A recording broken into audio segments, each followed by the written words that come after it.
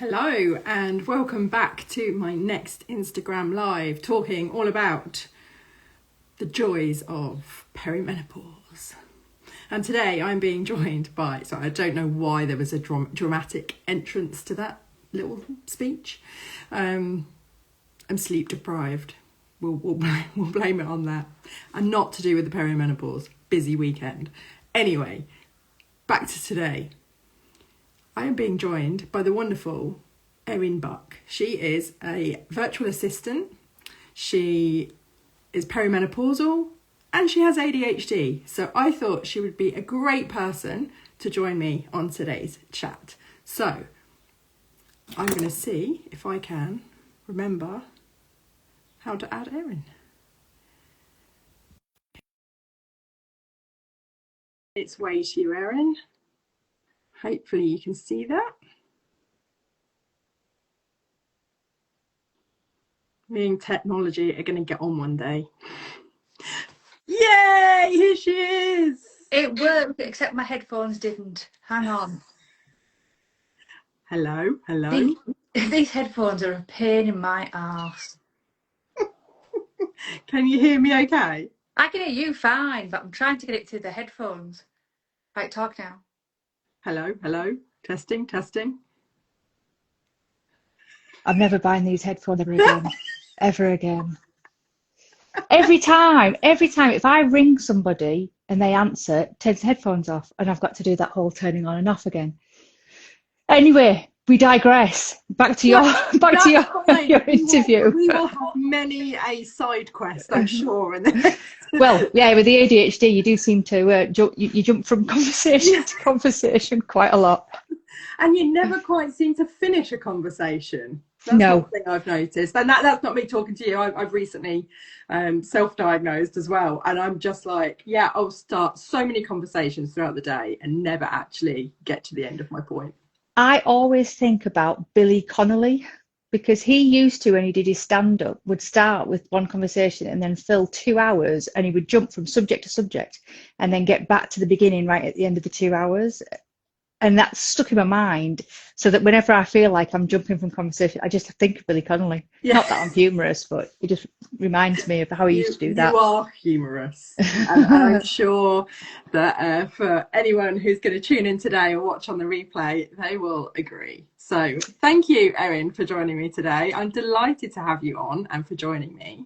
Thank you. It's a bit more nerve-wracking being on this side of it, because obviously I used to interview everybody, and now I've not done this for a long time, and it is nerve-wracking being the interviewee. Well, I mean, I'd say there's nothing to worry about, but obviously this is a live chat, so slightly more to worry about because we can't edit bits out.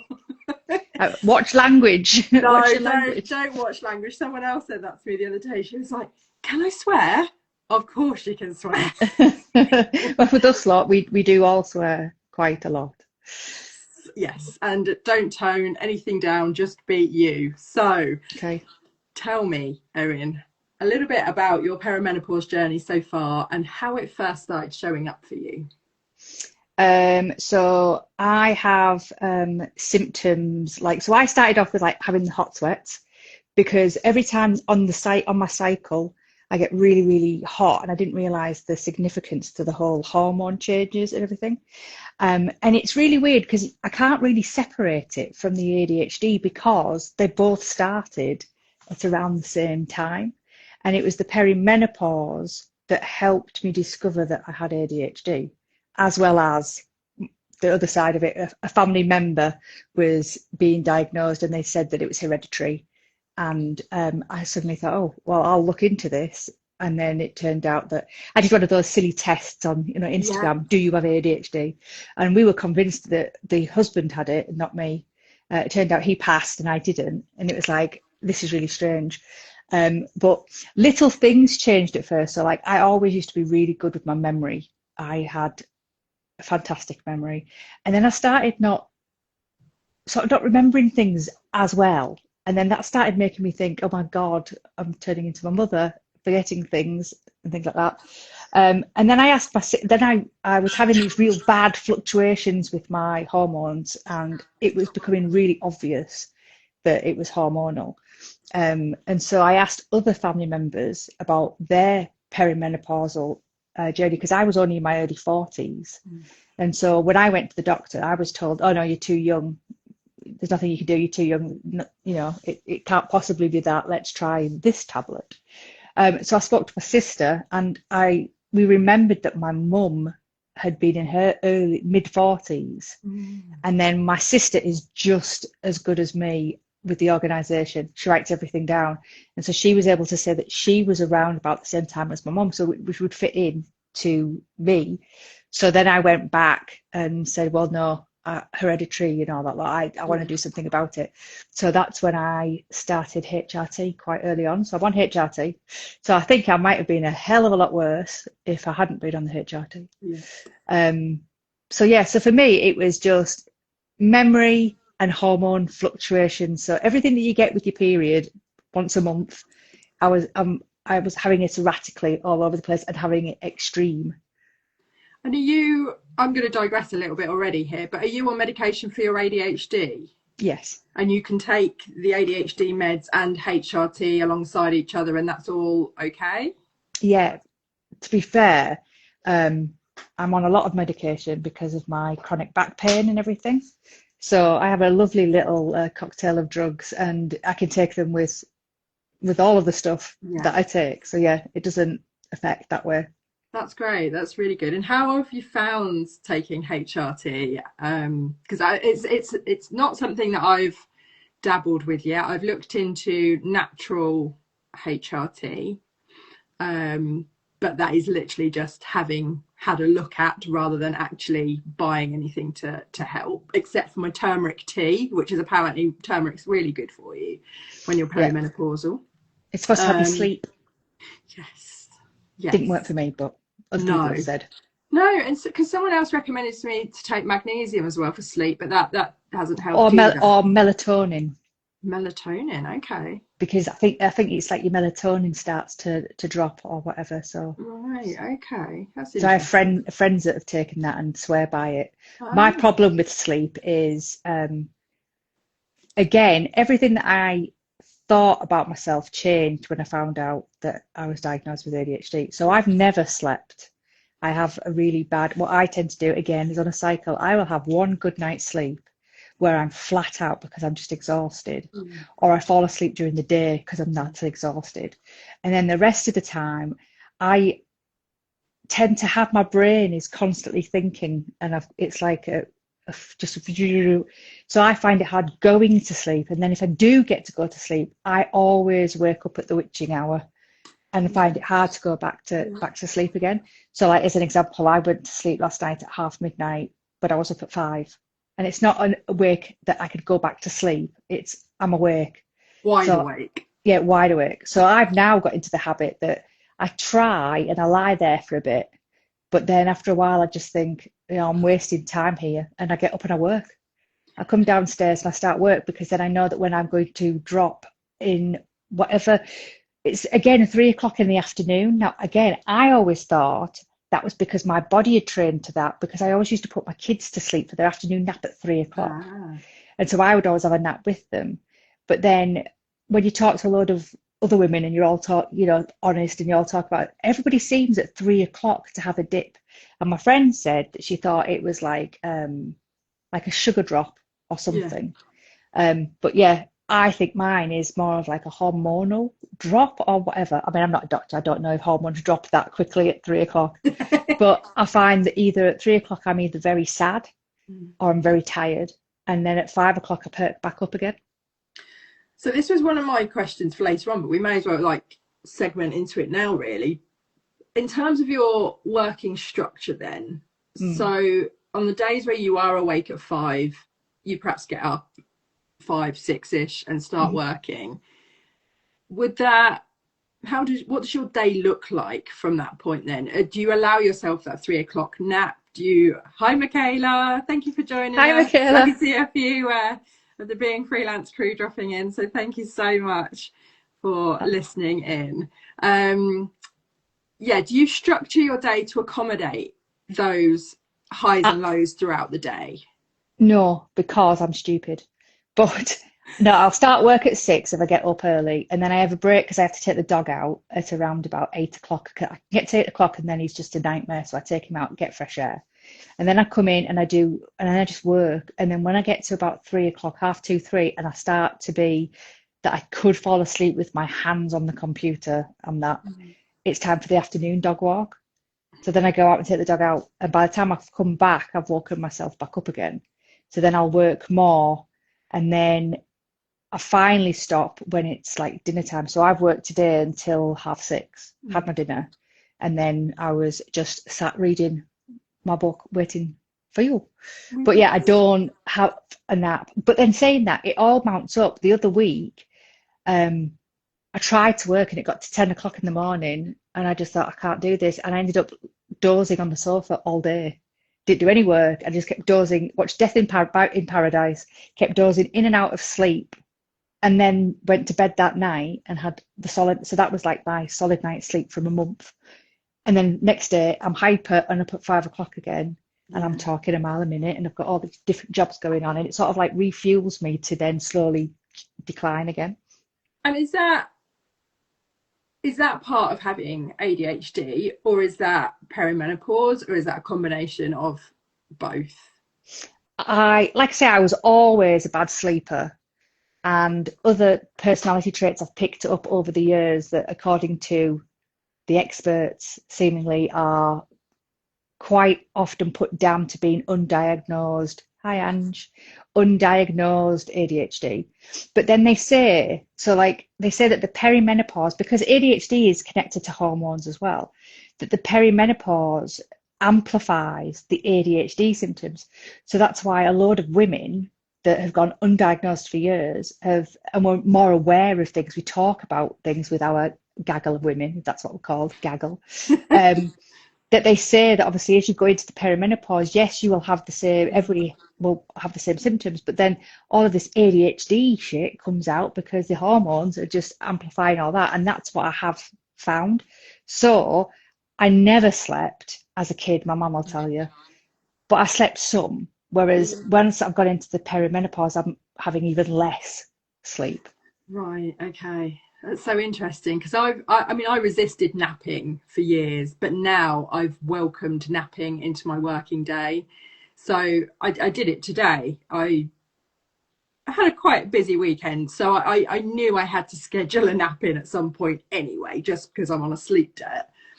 So, and again, it always hits me around 3 o'clock, but I decided to incorporate it into my lunch hour today. So had a nice lunch, and then I lay down on the sofa, and I always set my alarm for 20 to 30 minutes later to make sure that I just get straight back up and start working again, because I think there's something around, if you nap any longer than 20 minutes, you enter into your kind of full sleep deep cycle. Sleep, isn't it? Yeah. And then if you wake up kind of like 40 minutes in, you wake up groggy. So I find 20 minutes is like optimum for me in terms of napping, and then I was able to get up, carry on working, and then get on with the rest of my day.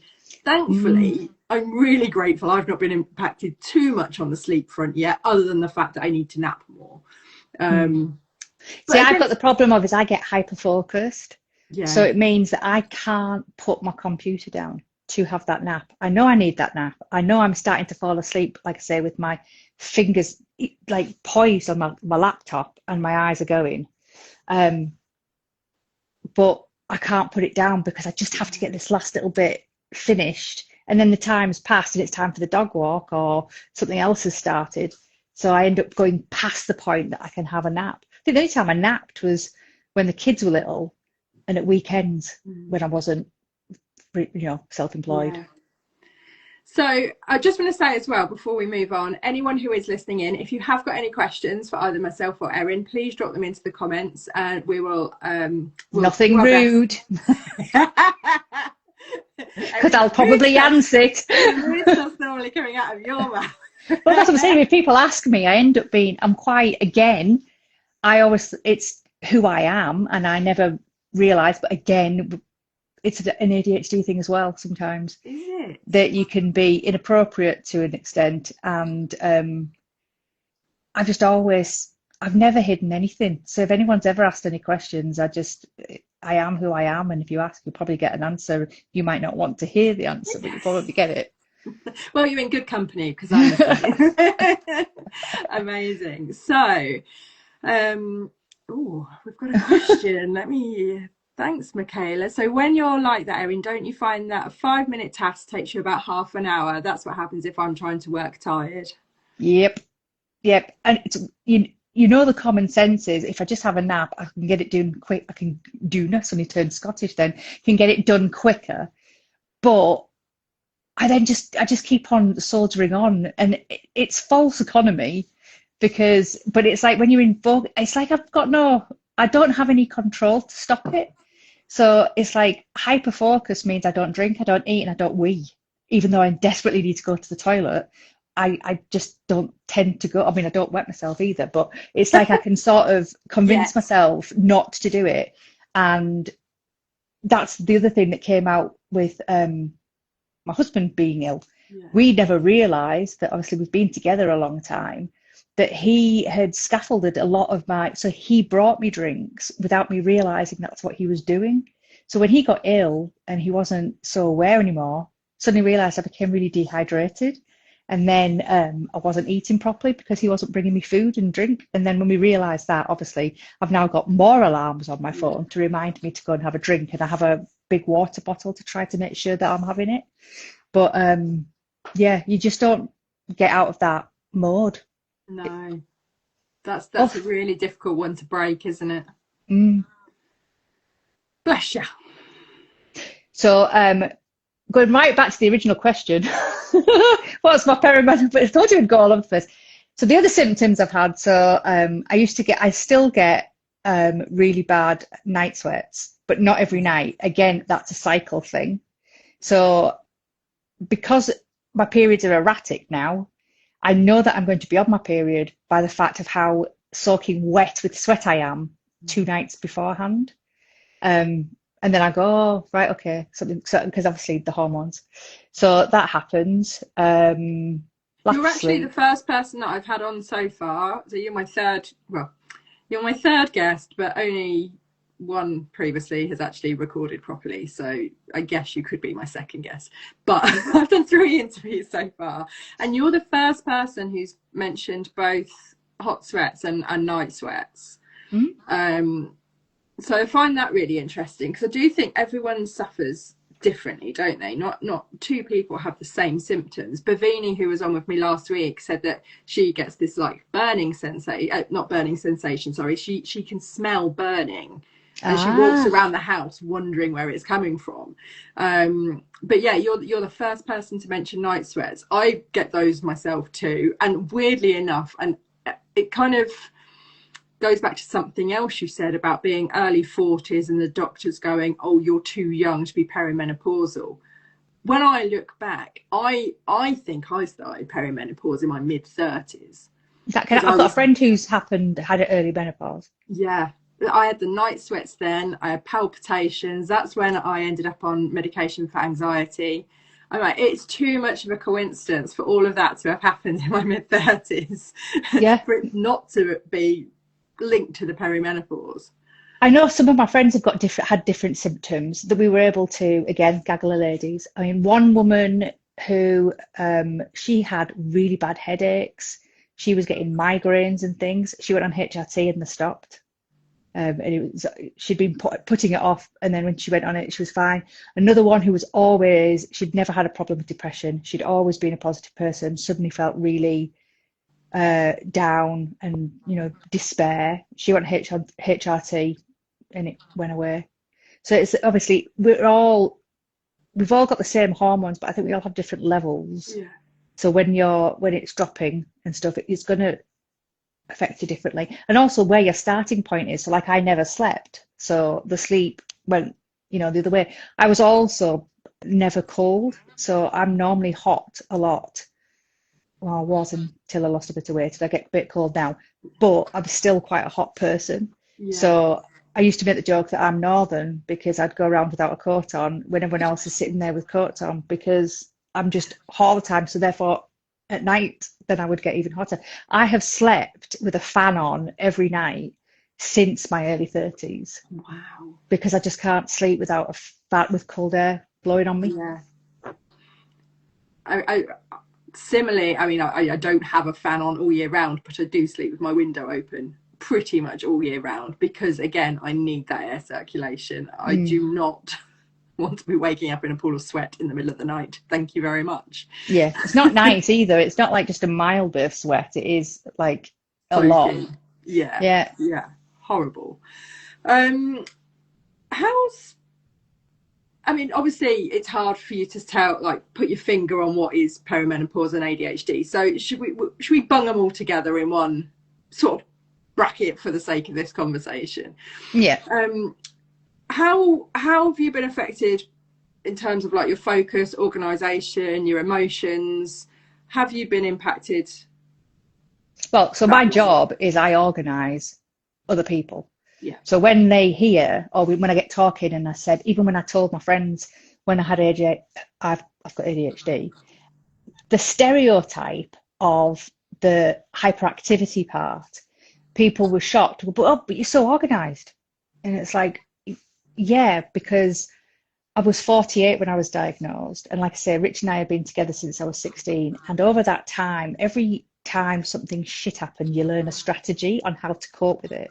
So that I have learned strategies along the way to be organised, so that it's now the other way, that if that organisation slips or I can't do it, then I start to panic, and I get anxiety more than normal because it's not going. Now, people mistake that for me being a control freak, and it's not that I want to be in control. It is. I want to be in control, not of everybody else, but of my environment, because of all the strategies that I've learned up until then. I just never realised that's what I'd been doing along the way.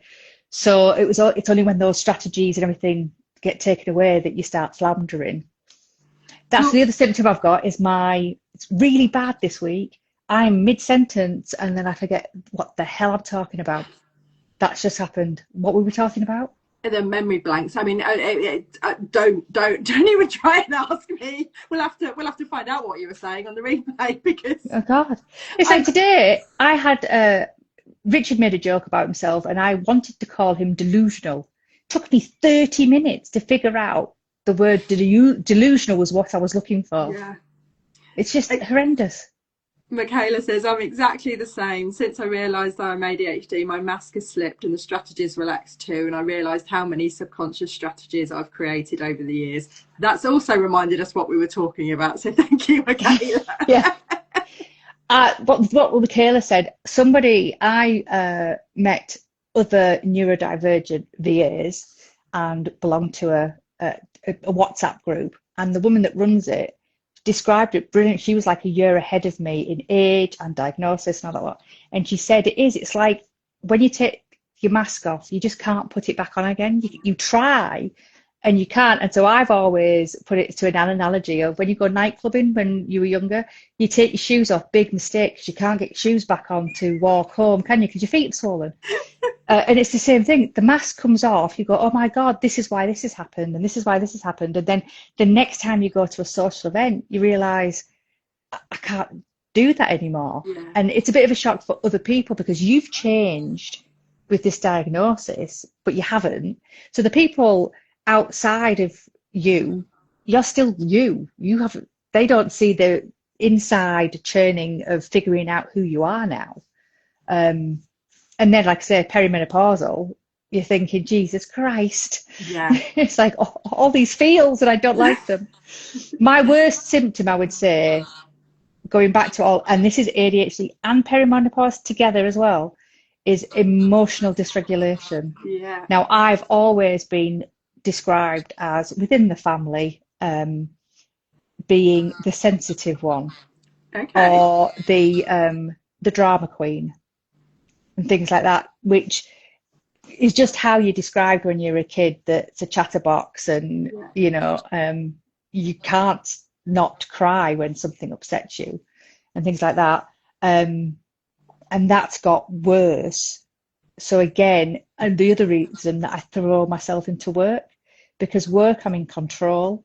I'm organised, I'm doing something with my brain and my hands because I'm typing while also thinking.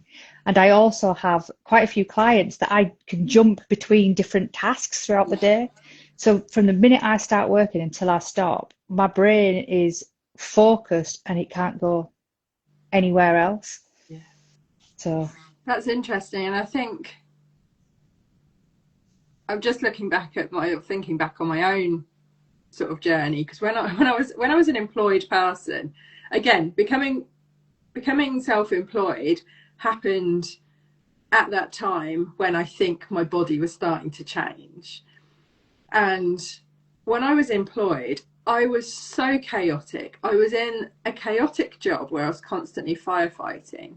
But it was like the moment I became self-employed, I've got my shit together and I've got organised. I have spreadsheets galore, similar to what you just said. I flip between clients throughout the day. I time block. I find learning how to time block has been the biggest game changer of my life, and I am obsessed by it. And nobody, in fact, I'm struggling to get meetings at the minute because I refuse to shift my time blocks, because if something shifts, I then realise that I panic. I get overwhelmed and I'm like, how am I going to fit this in if I have to book a call in then? It's a nightmare. So I have do you find spreadsheets. you're good at sensing how long things are going to be though? I am now. I would say that I probably still, I give myself not a huge overlap, but there's probably about a 15-minute period between time blocks where I give myself some grace. And I do still have a day and a half a week that is kept entirely for me to work on my business. So, and people will be outraged when I say this, but ultimately, if I can't get stuff done in my time blocks, I know I've at least got that half day period where I can catch up if I need to. So I work around it. But again, you find little ways, don't you, to just work around stuff if you can't get it done in that time. Yeah, yeah. I mean, I believe time blocking is a very good thing, and I tell everybody else to do it. I find it really hard to stick to time blocking because, like what Michaela said before, not just when I'm tired, something that should take me 5 minutes, I can guarantee the tech will fail, the Wi-Fi will go down, or something has turned out to be more complicated than I thought it would be. And that happens on a week-to-week Yeah. basis. So then there's no way I can fit into that time block. So So I have just had that with, I took a couple of new clients on this year, and I found I was spending a lot more time on the work for them because they're new clients. You're getting used to a different way of working. You're getting used to a different way of them communicating what they need to you. And I'd kind of like bunged them in a slot at the end of the day.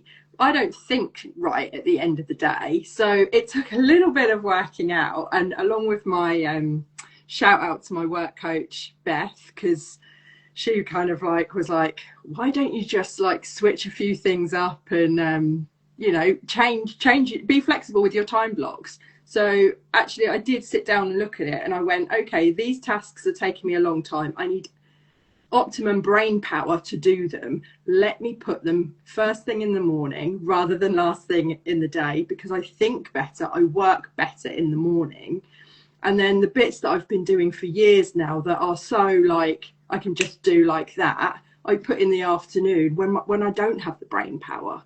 So I have just had to like give my calendar a bit of a shake up and go, actually, it's great time blocking, but you do need some flexibility. You do need to be able to move some stuff around. yeah, no, I'm really bad at that. I tell everybody else to do it and I organize everybody else and I prompt everybody else. And it finds that putting all that energy and focus in the organization and the controlling the environment for all my clients means I haven't got anything left for my own business. So I don't put time aside to do my own business. I ram it in at weekends where I can fit it in, or first thing in the morning before I start work, and then fiddle it around like that. It's terrible. It's hard, isn't it? Because I think our ultimately our businesses we always let ourselves down by not spending time on our businesses ultimately. And it's taken me a long time to give myself permission to block at least a day out to do that. It's a good thing. It's definitely, because people don't realize that when you run a business, all of the extra things that you need to do. I mean, I came into the business world having zero experience. I still find it just amazing that I ended up running a business, because that's not where my life was going to be. Yeah. So I didn't do any kind of business studies or things like that. So going into it, it was just like, oh, I want to do this. Oh no, but I also have to do this. When do I do that? Oh my God, I've got to fit that in. And it takes up so much time. So it is a good thing to try and have that time to work on your business. Otherwise, it does get in the way. Absolutely.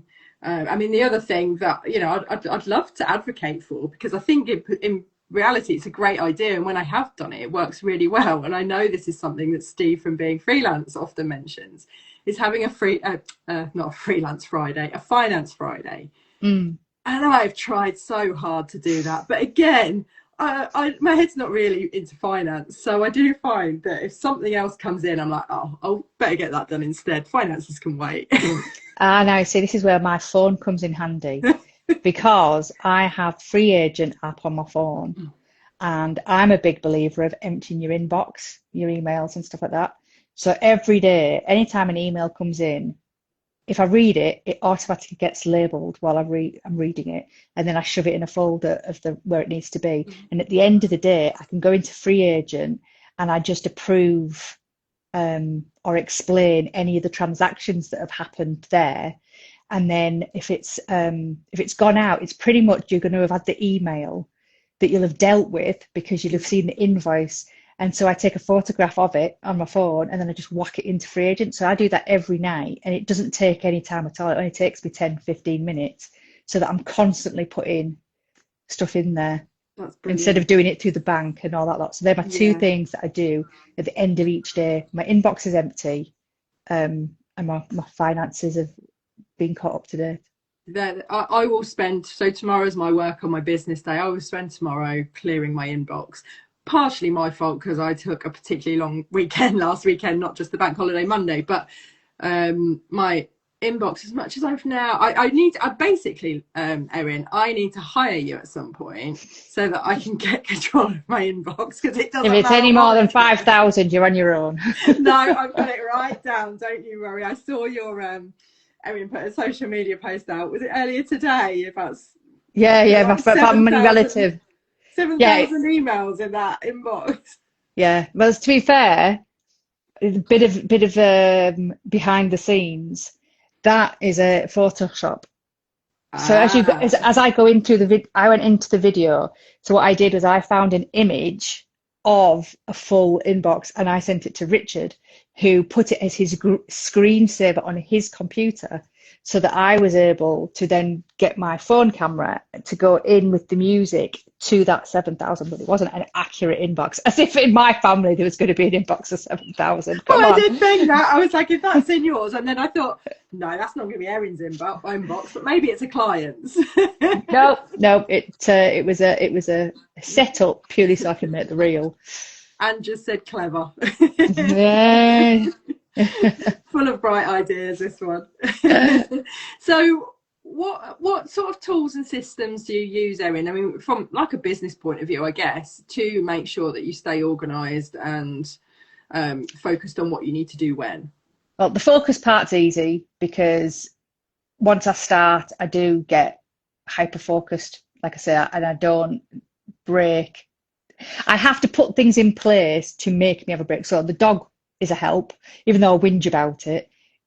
He won't let me not take him for a walk, so I have to go out, and I play music as I'm walking the dog, and so that I sing as I'm, look like with these headphones, the village sort of like knows me walking around talking to myself. So people come on dog walks with me. And then I've tried we have dinner. We try to have dinner at like 6:30 every day, and then I'm not allowed back on the computer after dinner. So Rich and I both know I'm not allowed back on the computer. So I try to avoid all my emails at that point then, and avoid all the Yeah. You know, I've put things in like automated messages, as you saw yourself, in my WhatsApp, so that get told that I'm not going to answer them until the next day. So I've put all them in place so that I go do something else. Otherwise, if I start doing something because something's gone wrong or someone messages me, the website's not, I can be there for ages because I suddenly think, oh, well, I'll just do this and I'll just do that. And then I don't sleep because I'm thinking about it. Yeah. So that's even worse. So yeah, I have a cut-off point, but I have to be doing, I can't just stop.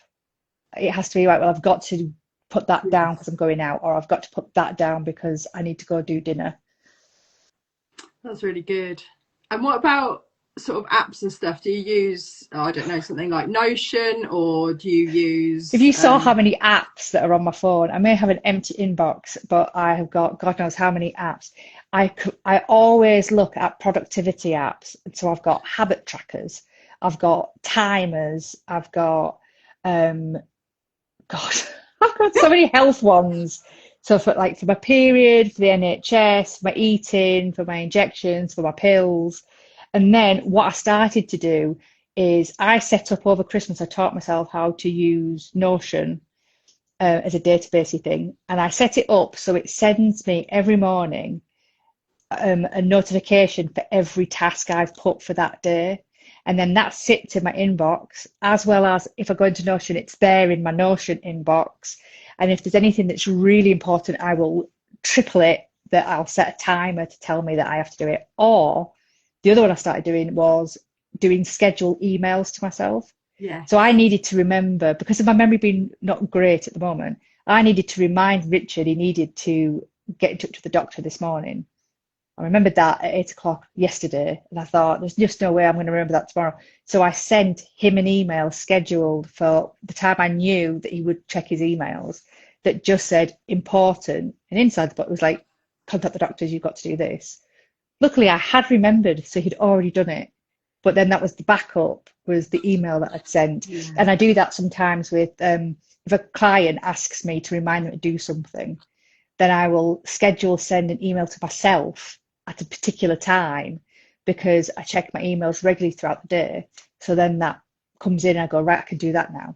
So I just don't ever rely on one alarm or reminder, because you get into the habit of getting, what is it? You get like notification blindness, because you've got them coming off from this one thing. So you just start ignoring them, which is why I've got Notion email apps to tell me. I mean, I still get it wrong and I still forget stuff, but as much as I can, I've got all these different reminders so that it notifies me to do it. Fantastic. We've had a wave of like new people joining the chat. So if anyone's got any questions for myself, I can't see who it is. I mean, it could be my sister. I don't see your sister on there. We've got some men online, which is amazing, and I'm actually dying to talk to a man about this subject, because they don't have perimenopause. I know. They're not taking that as well. But it came up in my chat with Bhavini. I would quite like to interview a man who's brought perimenopausal guidance policies into their business to make life easier for the women that do work for them. They do exist. I do. There are some men out there. Me and my sister were talking about this at the weekend, because she's quite passionate about talking about like the NHS with perimenopause, and about how, you know, that male doctors, which are predominantly who we go see, haven't been trained in menopause, and they do not know what they're talking about, and yet they can sit there and tell us that we're not going through the menopause. No fault of their own, just, you know, you get into the stage where you're confident in what you do, and so you read something and you think that you know what it's like. I mean, it can go, to be fair to men, it could go the other way around. I'm never going to know. I don't know what they get that's harder than us giving birth, having periods and being perimenopausal. But, I don't want to take anything away from them. I mean, I think I've known a few to have midlife crises. Well, I suppose at the moment, they're going on, there's a sort of like mental health, isn't there? Yeah. yeah, for men, because of them all being brought up to be, you know, be a man and Yeah. stuff like that. So they are struggling with that, I think, men Yeah, today. they definitely have their own struggles, and I think we're very lucky as women that we are, particularly now, we're in an age where, going back to something you mentioned earlier, Erin, we're able to talk to our friends, our Mm. family members. We know, about these sensitive, what were once sensitive conversations. I mean, I very much doubt my mum sat and had a conversation with her mum, my nan, about how Well, my mum's perimenopause. 84, and I know that she would never have talked about it. And even when I was younger, my mum never No. talked about. I can remember going to school and being told, we had the talk in primary school, and being told that I was going to have this period thing and not to worry about it. It's only like a teaspoonful of blood. Liars, liars. But my mum never spoke about it either. Same with sex ed or anything. You just did not talk about things like that. Whereas now, I think younger mums, um, I would say my generation, or just younger than my generation, I'm abnormal and talk about it anyway, but younger than me are more open about it. And I think social media and the way that the TV is and how much we've come on with what's acceptable to talk about, then I think that we do talk about it more. Hence why we do want more women's health Yeah. to be looked after. And I think it's good. I think every woman should have a gaggle of women with them.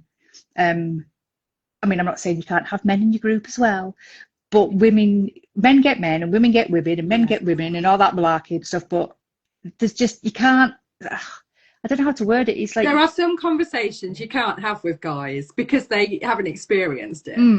yeah, well, I mean, So, I would have that conversation with guys, but then they yeah, would be awkward and wouldn't understand what I'm talking yeah. about. I think it's important to be surrounded by people of both sexes, but you need them for Absolutely. different things. They contribute different things to conversations. Um, Definitely. I mean, when I went to college and university, I didn't have very many female friends.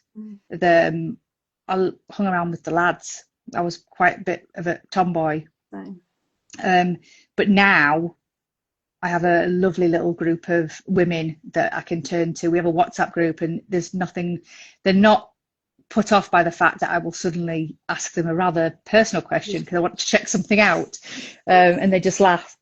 So yeah, if I didn't have that, I would just be Googling all the time, and you don't want to yeah, Google it all the time. You want to talk to people that you actually know that can explain it. yeah, And my friends are a little bit older than me, so they're like a couple of years ahead. So yeah. I'm able to get references from them. And as like I That's say, the true. sister as well. Yeah, fantastic. I've been lucky. Like my mum's probably a little bit younger, so she's early 70s. But she has always been quite open about her experiences, particularly if we've asked questions. Mm. Um, so I'm really quite grateful for that. But like you said, just being surrounded by women, being able to have these conversations, talking openly. If you didn't have those conversations, you would be Googling stuff all the time, or you'd just be thinking that you were going stir bloody crazy because the symptoms are wild. Mm. Yeah, and you sort of like feel Symptoms. that you just don't understand. It's like your whole body is changing, Yeah. and the emotions and the depression and all the different things. And if you had no one to talk to, like you say, it would be, you would just think that you're going mad. And to be honest, if you go back in history, they used to think that women were going mad. They Yes. must have been perimenopause and they were being put in they were going away for the Asylums and fresh air at the yeah. weekend, you know, for the nerves. And it probably or was just they were perimenopausal. Not that yeah. there was nothing wrong with the nerves. Or they were labelled witches, or anything Yeah. like that. It was yeah, crazy. Erin, we're coming to the end, so I've just got a couple more questions for you, if that's okay. Yep. One of them is, are you open and honest with your clients, male and or female, about your perimenopausal symptoms, your ADHD? If you're having conversations with them and mid-conversation you have a complete and utter memory block, do you just tell them? How do you deal with the client side of things? My big thing is that, like I say, I don't keep anything to myself, which is detriment sometimes. But if I do miss a word or I'm cocking up, then I make a quip about it. So I'll go, oh God, sorry, menopause brain. That's it. Yeah. I don't go into, oh my God, I've had no sleep and I've had the night sweat. I just say I've got a menopausal brain. And then sometimes with the ADHD, I haven't really, everybody know, I don't hide that I have it, and everybody knows because I'll talk about, oh God, you know, that must be the ADHD. But I've never openly gone into talking about it, if you know what I mean. Yeah. It's never really come up. So it's not that I'm hiding it, but at the same time, it's not something that's important. It doesn't change anything. So there's no, but if someone said to me, oh, I'm ADHD and I'm struggling with this, then I'll go completely relate to you. Yeah. I have ADHD too. Yeah. So I don't hide it, but it's not one, it's not a selling point, because even though it's like on my website, it says that I neurodivergence in business, and that's just purely to tell people that if you do have ADHD, then yes, I can work with you. I'm not put off about it because I know and I understand and I can relate. Yeah. But I'm not down the route of I only work with people. Yeah. I mean, I quite often tend to, but I don't have to. That's the funny thing, isn't it? I just wondered, I guess, whether because people have started to put on their websites that they're, I don't know whether the correct term is neurodivergent friendly or whatever the correct term is, whether people who are neurodivergent are seeking out people who will understand them, but also likewise are freelancers or self-employed people like ourselves seeking out. It's 50-50, you know. Sometimes I've interviewed, and once they've found out I have ADHD, they don't want to work with me because they don't think, they can't understand how I could help them struggling when I've got the same thing as them that they're coming for help for. And then some actually warm to me because I understand and I get it. But it's the same thing about stereotyping. When people still ask me now about the ADHD symptoms in grown women are different from girls and also different from men. But also, you don't have to have all of the symptoms that the traits that other people have. So like I have emotional dysregulation. It doesn't mean I burst out crying on my clients at work. I might be I might be a little bit quiet or withdrawn on those days. But then some other people I know are hyperactive and they don't have the emotional dysregulation, or they might have a problem with the hyperfocus that they can't get rid of. But then somebody else has got RSD, which is rejection sensitivity dysphoria.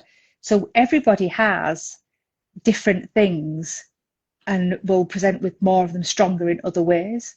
Absolutely. So that's why I find the ADHD tests fascinating, because the symptoms are so varied, and the sort of surveys and stuff that you can take online. I mean, I've done a couple now just to like double check, and they're very thorough without actually asking for war and peace. And I'm like, but how can you because the symptoms vary so much, they are accommodating for so. If you've ever gone into a doctor's, they give you a form and it has 10 questions. Yeah. And it's more or less, because other people could say, oh, but isn't everybody got ADHD? Because we're all, I've got traits like that, so I must have ADHD. And it's not, it's like it's a spectrum. So of course, everybody can see a trait that they've got. To be diagnosed with it, obviously you probably have to have 9 out of those 10 things, and it's affecting your daily life and work. Now, I didn't realize it was until I went and got assessed and went on medication, and then realized, it was supposed to be like this. I mean, the big thing for me was I went and got all my medical notes back like 30 years because of my back and everything. And at the same time, I was like thinking, no, I don't have ADHD. Well, maybe I do have ADHD. No, I don't have ADHD. Now, I lived in America. And when I came back from America, I don't have much memory of when I came back from America. But I was looking through my medical notes. And 25 years ago now, there's a medical note there that says suspected ADD, prescribed Ritalin. So I was on Ritalin, and then a doctor in America had suspected I had ADHD, ADD. The very next doctor's letter was when I'd come back to England, and there it says they'd offered me antidepressants because they didn't agree, and they took me off the Ritalin. Like 25 years later, I get diagnosed with ADHD. So then you go through that 25 years. Would my life have been different because of how it's different now that I'm being more self-aware? But you have moments where you go, you know, the bastards, I could have had a better life, or it would have been calmer. But then I look back and think, yeah, but then I wouldn't have learned all these fantastic strategies that has meant that I am quite efficient and productive because I've put these things in place that I might not have done if I'd had, you know, been discovered sooner.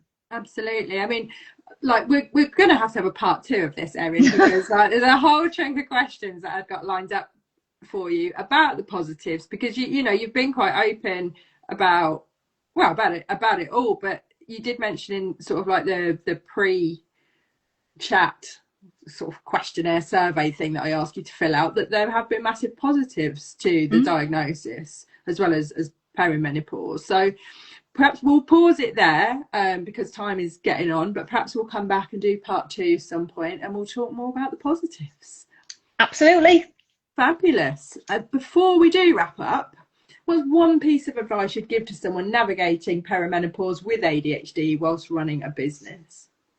It would be to be kind to yourself, because being a woman that is working and then is dealing with these things that you're not in control of can make you feel that negative about yourself. You can feel like you're a failure because you've not achieved what you set out to do that day, or you want to do a certain long-term goal for your business and you're not quite getting there because you're getting distracted because of the ADHD, or because you've not had any sleep because of the perimenopause. And we are really hard on ourselves. We're brought up to feel guilt, not by anybody in particular. For some reason we feel guilt a lot, and so then you end up convincing yourself that you're not good at this, and you've got to take into account that it's not you, it's the other hormonal things in your body, both for the ADHD and the perimenopause, and the menopause, that you have no control over. You can do your best by going to see a doctor and getting the HRT or putting the strategies in place, and even then it will go tits up.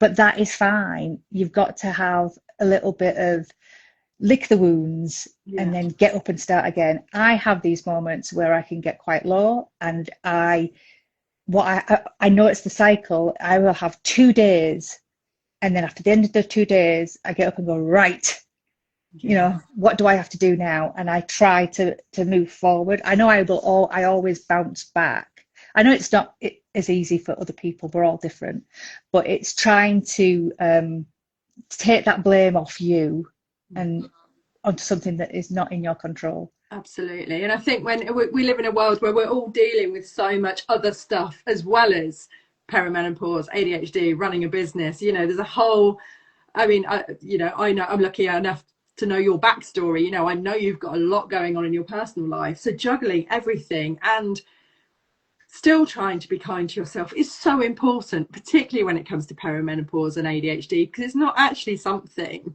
that you can get lost in the moment as well. So you forget to do this, which we know is that I was finding that I was forgetting to put myself first in some things. And then we went on that day trip out, and it just completely refilled my cup and my focus, that when I came back, I started having reels started coming back again, which had all stopped because the creative side of me had gone because of the pressure of everything else going on. So you really have to, even when you don't feel like it, force yourself to do something that's for you, and it's not being selfish, and you're not to feel guilty about it, because it does help you then focus on work and to keep going. Because if you don't do that, then you ain't going to keep going, and then it's going to get even worse. Yeah, 100%. Couldn't agree with you more. Well, thank you so much for that, Erin. That's been such a great chat. Where can people find you if they want to find out more?